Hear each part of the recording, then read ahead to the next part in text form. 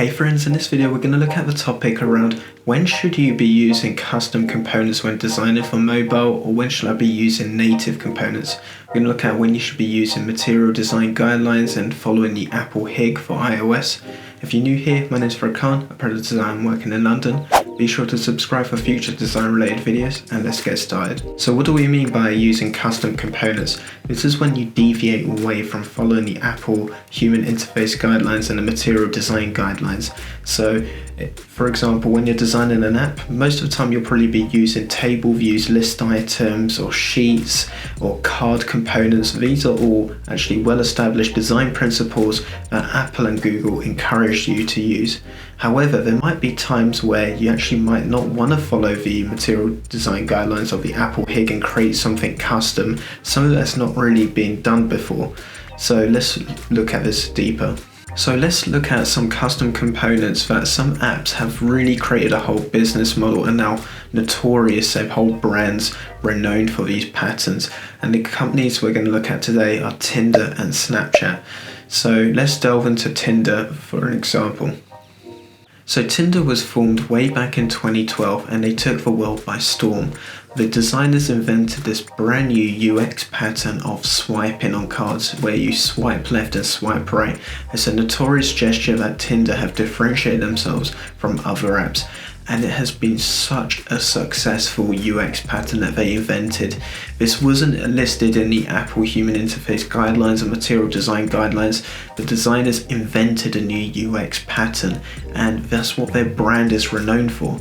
The whole UX pattern is renowned in the industry as now the Tinder swiping cards gesture pattern, and Tinder have done so well. Within 2 years, from 2012 to 2014, they were receiving over 1 billion swipes a day, and today Tinder is owned by a Match Group and they're worth over nearly $40 billion.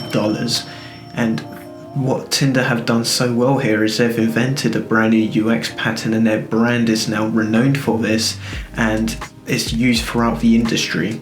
So here's a really successful example of going out, creating a custom UX pattern, a custom component, and creating this and differentiating your whole brand around this, and they've done so well.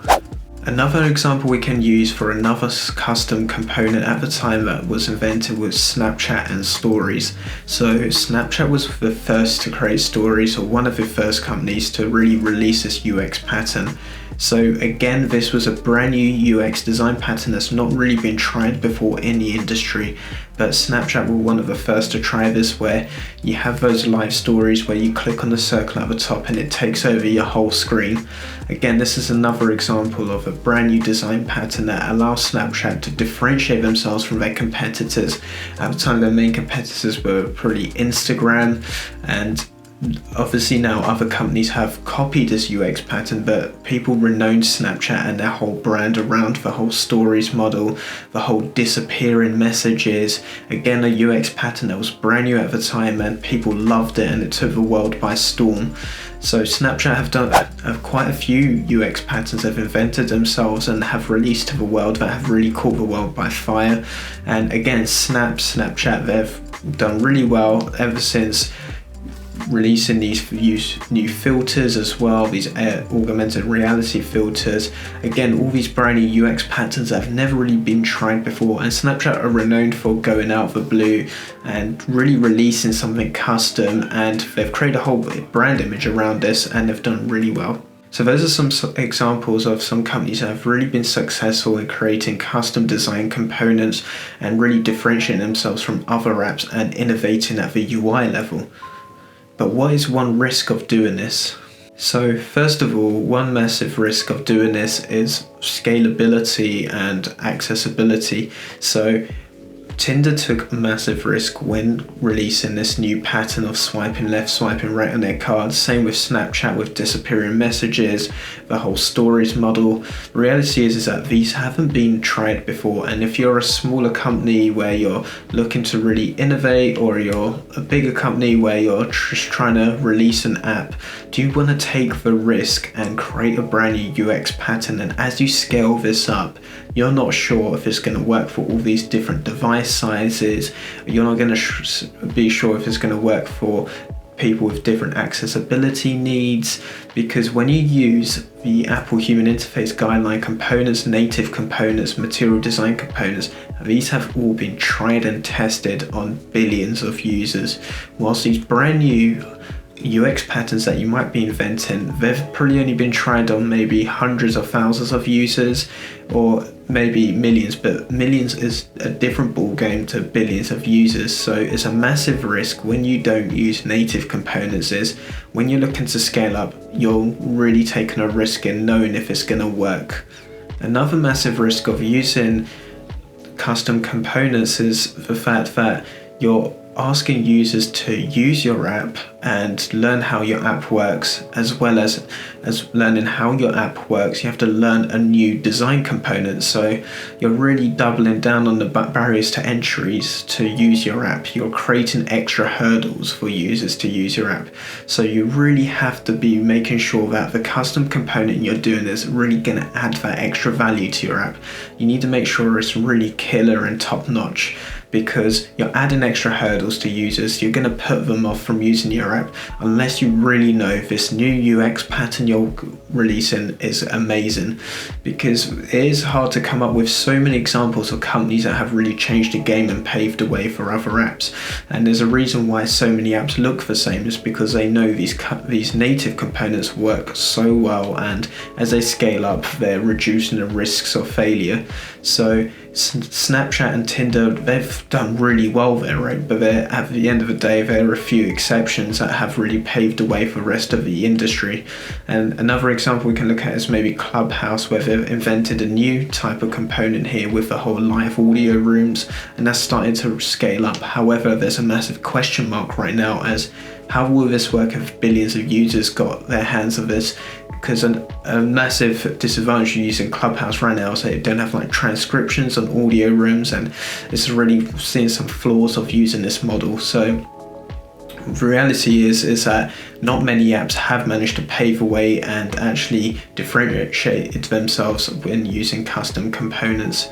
So my advice is your best chance is to use native components and really work your way from there. And when you use native components, you can still add your own custom styling, your own custom branded feel to this. Or some apps actually have a mixture of both native and custom components. So a lot of companies have actually gone for the sweet middle spot of using a mixture of native and custom components, because using custom components allows you to have more of a personalized branded feel. However, you also reduce the risks by using a lot of native components on top of this as well. A good example to look at is Spotify. So you can see they use a lot of iOS native components on the iOS app. However, they do have a few custom components that we can see when you're scrolling for music. They've now got a floating action bar on top of a nav bar at the top of an app. Again, this isn't really listed in the iOS HIG, but this is something they've come up with, and it gives it more of a personalized music branded experience. The same we can see in the Spotify app. They're differentiating themselves with the whole podcasts that they have and the way you listen to podcasts. They've invented a few custom components here, but I'd say Spotify mainly actually use native components, where you see the differences on the Android app where they use material components as well as on iOS. However, this is one way for companies to really get their brand across by using a mixture of both native and custom. Like I said, a lot of apps are all about scaling and getting as many users on board as possible and reducing the risks. And this is why a lot of companies have found a sweet middle point of using a mixture of native and custom components. A massive risk would be to go full out and using custom components. If you're really new to design, one thing I do recommend is really reading the iOS HIG guidelines and material design guidelines and understanding and looking at apps and seeing, wait, are they using custom components? Are they using more native components here? When I'm designing, why am I going to be using a custom component? Why do I think I should be reinventing the wheel here? The chances are, I'd say most of the time, don't take the risk and use something more native and put more of a personalized branded feel on top of it. At the end of the day, you have your own design rationale, and it's a good way to build this up, and you should have principles around how you build. Finally, another example of when it's best to use native components is when the app or service that you're offering is innovating at the product level rather than the UI level. So this is usually found with SaaS products or other unique products that are offering something brand new, and the product that you offer is unique. So the app that you're delivering, you don't want to be focusing on reinventing the designs here. You want to be focusing on spending time on delivering your unique products. This is usually found with SaaS products like Intercom, where they mention in their podcasts as their best interest is differentiating themselves at the product level, the higher level, rather than the actual app that you interact with here using custom components. They'd rather not add extra barriers to entry here. Another example is delivery companies, where they're delivering in a unique way. They want to be focusing on the product, the actual delivery service, rather than the actual unique app that they're going to be giving you, because their whole product is around delivery, right? It's not around the app that they're giving to customers. Fundamentally, they need to make sure the delivery service is unique and it works really well there. They don't want to be adding those extra barriers to entry. So hopefully that's another great example of when it's best to use native components, and it's in the best interest of your company. If you're differentiating at the product level, you don't want to be adding those extra barriers when you're not really looking to innovate at the app and UI level here. I hope you found this video useful. It's good to have an understanding as a designer of when to use custom and native components, and it's something that they could ask you in a design interview, so it's good to have some good understanding of fundamental knowledge around this topic, as well as it helps in design crits as well when you're looking to actually form a decision of what direction to go. So it would be great if you give this video a thumbs up if you found it useful. Comment down below of some examples of when you use custom components over native components. Please subscribe for future design related videos, and I'll catch you guys in the next video. Peace out.